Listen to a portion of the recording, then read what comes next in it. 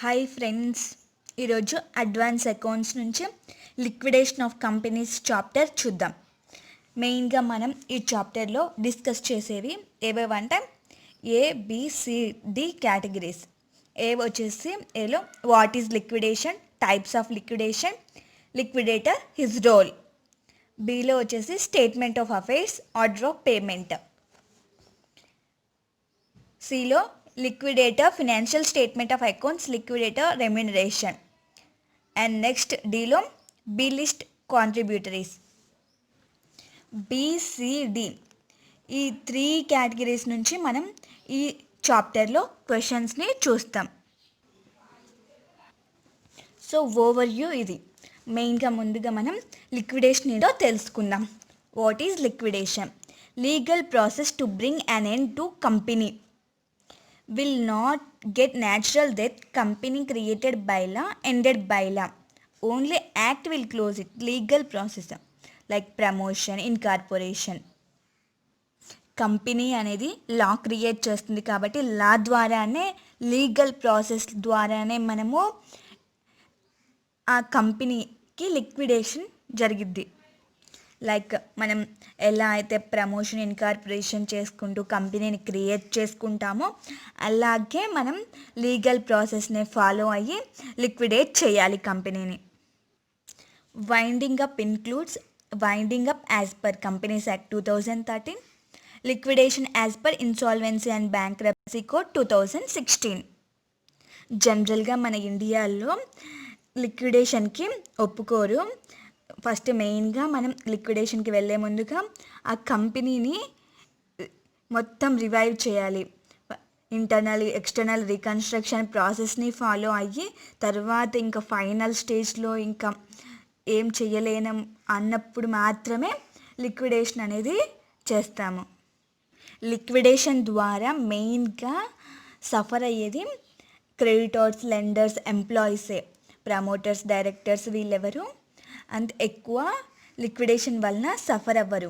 మెయిన్గా లిక్విడేషన్ వల్ల సఫర్ అయ్యేది క్రెడిటర్స్, లెండర్స్, ఎంప్లాయీస్. కాబట్టి ఇండియాలో లిక్విడేషన్ అనేది అంత ఎక్కువ ఎంకరేజ్ చెయ్యరు.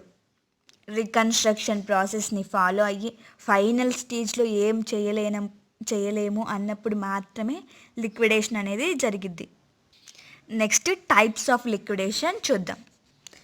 టైప్స్ ఆఫ్ లిక్విడేషన్లో ఏమేమి ఉంటాయంటే inability to pay debts. Inability to pay debts pay చేసే పొజిషన్లో ఉండదు company. Insolvency and bankruptcy code 2016. Compulsory winding for reasons other than inability to pay debts. 5 ఉన్నాయి. 5 మనం చూద్దాం.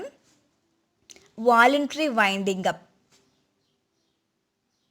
up to 31/3/17 Companies Act 2013, from 1/4/17 Insolvency and Bankruptcy Code 2016 Voluntary Liquidators Regulations. ఇది voluntary winding up. ఇవి రెండు మాత్రం కంపల్సరీగా వైండింగ్ అప్ జరుగుద్ది tribunal చేత. మనం ఈ 5 రీజన్స్ చూద్దాం. ఫస్ట్ది వచ్చేసి company itself wants to liquidated by tribunal చేత కంపెనీ అనేది ఇట్ సెల్ఫ్ లిక్విడేటెడ్ అవుతుంది.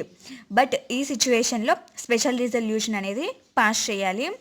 Next company is acted against India. ఏదైనా కంపెనీ ఇండియాకి అగెయినెస్ట్గా వర్క్ చేస్తే గనక అప్పుడు లిక్విడేషన్ జరిగిద్ది. Company acted against sovereignty, integrity of India, public security, friendly relationship with foreign countries, decency or morality etcetera. ఇలా వీటన్నిటికీ అగెయినెస్ట్గా చేస్తే గనక కంపెనీ అప్పుడు లిక్విడేషన్ జరిగిద్ది. Next company has conducted fraudulent activities. Company ఏదైనా ఫ్రాడులెంట్ యాక్టివిటీస్ చేసినప్పుడు లిక్విడేషన్ అనేది జరిగిద్ది. Default in filing financial statements or annual return for consecutive 5 years. కంటిన్యూగా లాస్ట్ 5 years నుంచి ఫినాన్షియల్ స్టేట్మెంట్ కానీ యాన్యువల్ రిటర్న్ని కానీ ఫైలింగ్ చేయడంలో డిఫాల్ట్ చేస్తే గనక లిక్విడేషన్ జరిగిద్ది. Winding up and just equitable grounds in the opinion of tribunal. ఇంకా అదర్ ఏవైనా జస్టిఫికబుల్ రీజన్స్ ఏవైనా ఉన్నప్పుడు లిక్విడేషన్ జరిగింది. What is liquidation, types of liquidation చూసాం కదా. Next, petition for winding up to tribunal can be made by company కానీ, contributory కానీ, registrar కానీ, person authorised by CG, central government or state government ట్రిబ్యునల్కి petition వేస్తారు liquidate చేయమని. ఇప్పుడు వాలంటరీగా లిక్విడేట్ జరిగినప్పుడు. కంపెనీ కానీ, contributory liability to pay in the event of liquidation. Liquidation జరిగినప్పుడు లయబిలిటీ ఎవరికైతే ఉంటుందో పే చేసే లయబిలిటీ వాళ్ళనమాట contributory. Registrar, person authorised by CG, central government or state government. So వీళ్ళు లిక్విడేషన్ ప్రాసెస్లో వాలంటరీగా లిక్విడేషన్ జరిగినప్పుడు ట్రిబ్యునల్కి పిటిషన్ వేస్తారు. ట్రిబ్యునల్ వచ్చేసి బోర్డ్ ఆఫ్ డైరెక్టర్స్ యొక్క స్టేట్మెంట్ ఆఫ్ అఫైర్స్లో. స్టేట్మెంట్ ఆఫ్ అఫైర్స్ అంటే ఏంటి? Nothing but assets, liabilities of company. Company యొక్క అసెట్స్, లయబిలిటీస్, కంపెనీ పొజిషన్ ఎలా ఉంది, అసెట్స్, లయబిలిటీస్ అన్నీ మొత్తం స్టేట్మెంట్ ఆఫ్ అఫైర్స్లో ఉంటాయి. లిక్విడేటర్స్ రోల్. ఈ స్టేట్మెంట్ ఆఫ్ అఫైర్స్ అనేది లిక్విడేటర్స్ ఇస్తాడు. లిక్విడేటర్ ఎవరు? అసలు థర్డ్ పార్టీ, అసలు కంపెనీతో సంబంధం ఏమీ ఉండదు. అసలు తనకి కంపెనీ యొక్క అసెట్స్, లయబిలిటీస్, తన పొజిషన్ అసలు ఏమీ తెలీదు సరిగా. సో తనకి కంపెనీ గురించి నాలెడ్జ్ కోసం స్టేట్మెంట్ ఆఫ్ అఫైర్స్ని ఇస్తారు. ఈ స్టేట్మెంట్ ఆఫ్ అఫైర్స్ని యూజ్ చేసే తను అసెట్స్ని సెల్ చేసి లయబిలిటీస్ని పే చేస్తారు. మెయిన్గా ఈ చాప్టర్ థియరీ బేస్ కాదు, ఫార్మాట్స్ ప్రాబ్లమ్సే ఎక్కువ ఉంటాయి. సో తను లిక్విడేటర్ సెల్ చేసి అసెట్స్ని, లయబిలిటీస్ని పే చేస్తారు. లిక్విడేటర్ స్టేట్మెంట్ ఆఫ్ అకౌంట్స్లో అసెట్స్ని, లయబిలిటీస్ని సెల్ చేసిన తర్వాత వచ్చిన అమౌంట్తో ఆర్డర్ ఆఫ్ పేమెంట్, ఫస్ట్ ఎవరికి ప్రిఫరెన్స్ ఇవ్వాలి, ఎవరికి ఫస్ట్ పే చేయాలి, ఆర్డర్ ఫస్ట్ వచ్చేసి overriding preferential payment, workmen dues, wages and salaries plus leave salary, accrued holiday remuneration, compensation payable under workmen compensation act or industrial disputes act etcetera, plus PF, bonus, gratuity, ESI or any other welfare schemes due to secured creditors to the extent ranked pari passu with workmen dues. So order of payment జరిగేటప్పుడు first వీళ్ళకి pay చేయాలి amount సఫిషియెంట్గా ఉన్నప్పుడు. ఒకవేళ ఇన్సఫిషియెంట్గా ఉన్నప్పుడు cost of liquidation or liquidator remuneration, అప్పుడు reverse first ఇది వచ్చి తర్వాత వీళ్ళకి పే చేయాల్సి వస్తుంది. నెక్స్ట్ ఆర్డర్ ఆఫ్ పేమెంట్ వచ్చేసి preferential creditors, government taxes preceding 12 months of winding up, employees salaries, wages last 12 months due, 4 months salary or 20,000 per employee whichever is lower, leave salary, compensation as per workman compensation act etc., PF, gratuity, bonus, ESI etc., investigation expenses. So preferential creditors కూడా pay చేసిన తర్వాత next order వచ్చేసి creditors having floating charge, ఎవరికైతే floating charge ఉందో వాళ్ళకి, including debentures like interest. Finally unsecured creditors, ఫైనల్గా unsecured క్రెడిటార్స్కి pay చేయాలి. Next preference share holders including dividend, తర్వాత ఫైనల్గా equity share holders. Okay, order of payment. Liquidator sell చేసి ఇలా ఆర్డర్ వైజ్గా పే చేస్తాడు కదా. సో తన statement, liquidator statement of accounts ఎలా ప్రిపేర్ చేస్తాడో ఇప్పుడు మనం స్టేట్మెంట్ ఫామ్లో చూద్దాం. Liquidator statement of account. First highly converted cash నుంచి లీస్ట్ కన్వర్టెడ్ క్యాష్కి వస్తాడు. So first cash in hand, cash at bank. Next asset realised వచ్చేసి రిసిప్ట్స్లో asset realised marketable securities, current assets, loans and advances, fixed assets. So next వచ్చేసి surplus from securities, asset realised minus secured creditor. Secured creditor ఎందుకు receipt side రాశారు, liability కదా అని అనుకోవచ్చు. మనం ఏదైనా అసెట్ లేదా బిల్డింగ్ ఏదైనా పర్చేస్ చేసేటప్పుడు లోన్ తీసుకున్నది ఏదైనా అమౌంట్ ఉంటే ఆ లోన్ అమౌంట్ని లెస్ చేసిన తర్వాత అసెట్ నుంచి లెస్ చేసిన తర్వాత వచ్చిన వాల్యూనే రిసిప్ట్ సైడ్ నోట్ చేయాలి. Next amount received from calls and contributories made. ఏదైనా కాల్ అమౌంట్ రిసీవ్ చేసుకుంటే దాన్ని రిసిప్ట్ సైడ్ నోట్ చేయాలి. ఇక్కడ అసెట్ రియలైజ్ అయిన దాంతో మనకి ఏదైనా ఛార్జ్ చేసి ఉండింటే కనుక బ్యాంక్ నుంచి తీసుకున్నాం, ఏదైనా అసెట్కి ఛార్జ్ చేసిన వాల్యూ ఇక్కడ నోట్ చేస్తున్నాం కదా, ఆ వాల్యూ అసెట్ రియలైజ్ చేసిన దానికంటే ఎక్కువగా ఉండింది అనుకోండి, నోట్ చేయకూడదు. ఆ వాల్యూ ఆ సెక్యూర్డ్ క్రెడిటార్ అనేది అన్సెక్యూర్డ్ క్రెడిటార్లో నోట్ చేయాలి. ఎక్కువగా ఉంటే ఆ వాల్యూని నోట్ చేయకూడదు రిసిప్ట్ సైడ్. ఎక్కువ ఉన్నప్పుడు మైనస్ వాల్యూ వస్తుంది కదా, సో మైనస్ వాల్యూ నోట్ చేయం కదా, సో అన్సెక్యూర్డ్ క్రెడిటార్లో నోట్ చేయాలి. Okay, receipts over. Next payments side వచ్చేసి జనరల్గా థింక్ చేయండి. ఫస్ట్ పేమెంట్ ఎవరికి పే చేస్తారు, ఏవైనా లీగల్ ఛార్జెస్ ఉన్నా లేదా liquidator's remuneration, liquidation expenses.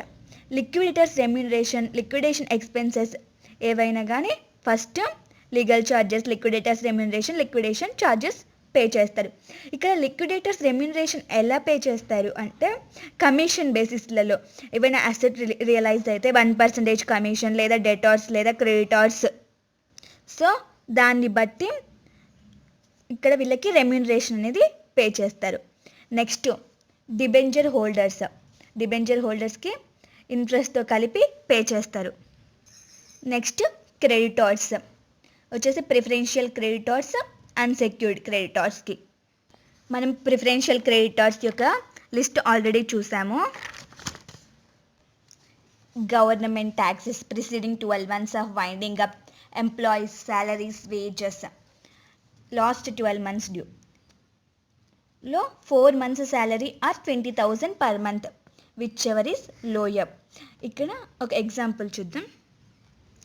Last 12 months or 10 months, 8 months up to 12 months ఏదైనా డ్యూ ఉన్నిందనుకోండి, ఎంప్లాయీస్కి శాలరీ కానీ వేజ్ కానీ,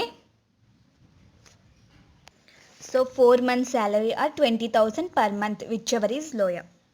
so example, per month 1000, total due వచ్చేసి 10,000 ఉంది. ఇప్పుడు 4 monthsకి ఎంత అవుతుంది, 4,000 లేదా 20,000 per month, which ever is lower. So 4,000 తీసుకుంటాం. ఇక్కడ రిమైనింగ్ 4,000 ఇచ్చేసిన తర్వాత టోటల్ డ్యూలో నుంచి రిమైనింగ్ 6,000 ఉంటుంది కదా, ఈ 6,000ని అన్సెక్యూర్డ్ క్రెడిటార్స్లో నోట్ చేస్తాం. Unsecured creditor.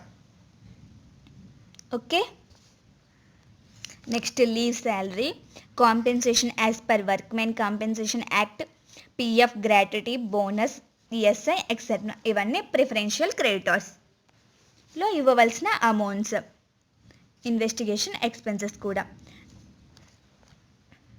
అండ్ ఆల్సో మీరు ఇంకొక విషయం గుర్తుపెట్టుకోవాల్సింది ఏంటంటే, ఇక్కడ ఫస్ట్ మనం డిబెంచర్ హోల్డర్స్కి ఇచ్చిన తర్వాత ప్రిఫరెన్షియల్ క్రెడిటార్స్కి ఇచ్చాము, కానీ ఇక్కడ మాత్రం నేను ఆర్డర్ ఆఫ్ పేమెంట్ చెప్పేటప్పుడు ప్రిఫరెన్షియల్ క్రెడిటార్స్ తర్వాత నేను డిబెంచర్స్కి చెప్పాను. ఎందుకు ఇలా అంటే, నార్మల్గా అయితే ఆర్డర్ ఆఫ్ పేమెంట్ జనరల్గా ఇవ్వాల్సిందంటే ప్రిఫరెన్షియల్ క్రెడిటార్స్కి ఇచ్చిన తర్వాతనే డిబెంచర్స్కి ఇవ్వాలి. కానీ కంపెనీస్ యాక్ట్లో ప్రొఫార్మా మాత్రం డిబెంచర్ హోల్డర్స్ ఇంట్రెస్ట్ తర్వాతనే ప్రిఫరెన్షియల్ క్రెడిటార్స్ ఇచ్చారు. సో మనం ఆ ప్రొఫార్మానే, ఆ ఫార్మాట్నే ఫాలో అవ్వాలి. కాబట్టి నేను ఇలా నోట్ చేశాను. బట్ జనరల్గా అయితే ప్రిఫరెన్షియల్ క్రెడిటార్స్కి ఇచ్చిన తర్వాతనే డిబెంచర్ హోల్డర్స్కి ఇవ్వాలి. నేను ఇందాక అన్సెక్యూర్డ్ క్రెడిటార్స్లో చెప్పాను. ఇక్కడ సెక్యూర్డ్ క్రెడిటార్స్లో ఏదైనా ఎక్సెస్ అమౌంట్ అసెట్ రియలైజ్ దానికంటే ఎక్సెస్గా ఉండి నెగిటివ్ వస్తే కనుక సో ఇక్కడ అసలు ఏమీ నోట్ చేయకూడదు. ఆ అమౌంట్ని అన్సెక్యూర్డ్ క్రెడిటార్స్లో నోట్ చేయాలి.